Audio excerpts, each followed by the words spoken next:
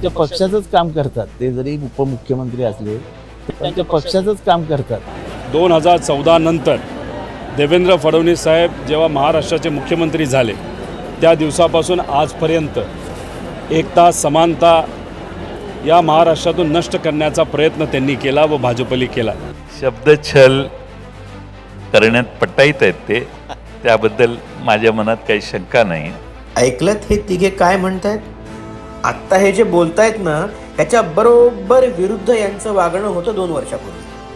अजित पवारांना दूषणं देत स्वतःचं राजकीय करिअर करू पाहणारं हे तरुण पोरगच सगळ्यात जास्त इच्छुक होतं भाजपसोबत युती करण्यासाठी. शरद पवारांच्या मागे सगळ्यात जास्त तगाता रोहित पवारांनीच लावला होता की आपण भाजपसोबत जाऊ, कारण यापुढे मोदींशिवाय देशात आणि राज्यात पर्याय नाही. उद्धव ठाकरेंच्या एककल्ली कारभाराला वैतागलेल्या आणि काँग्रेस सोबतच्या आघाडीला कंटाळलेल्या जयंतराव पाटलांचंही तसंच मत होतं. काहीही करून शिवसेना आणि काँग्रेसला सोडचिठ्ठी देऊ आणि भाजप सोबत जाऊन सत्तेत सहभागी होऊ. यांची तर केंद्रात जाऊन मंत्री व्हायचीही तयारी होती.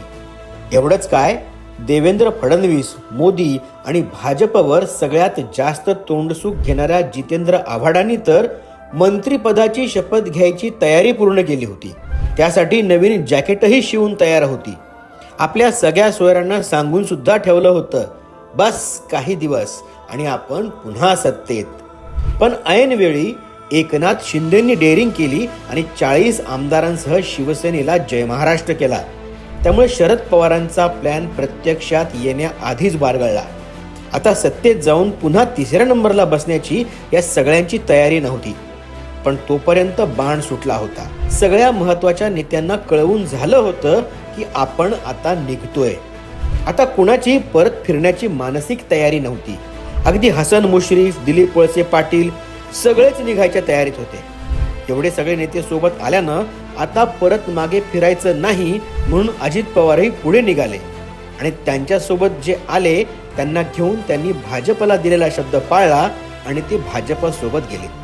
एवढंच काय, मी जरा अजितचं काय चाललंय हे पाहून येतो असं शरद पवारांना सांगून निघालेले छगन भुजबळ सुद्धा परतलेच नाहीत आणि तेही अजित पवारांसोबत थेट सत्तेत जाऊन बसले. आता शरद पवारांचे नेते म्हणतायत की अजित पवारांना पुन्हा पक्षात एंट्री नाही. पण 2 वर्षापूर्वीचा हा इतिहास पाहिला तर खरंच कुणाच्या मनात काय होतं हे न समजण्या इतकी महाराष्ट्राची जनता दूधखोळी नाही. तुम्हाला काय वाटतं? कमेंट करून कळवा.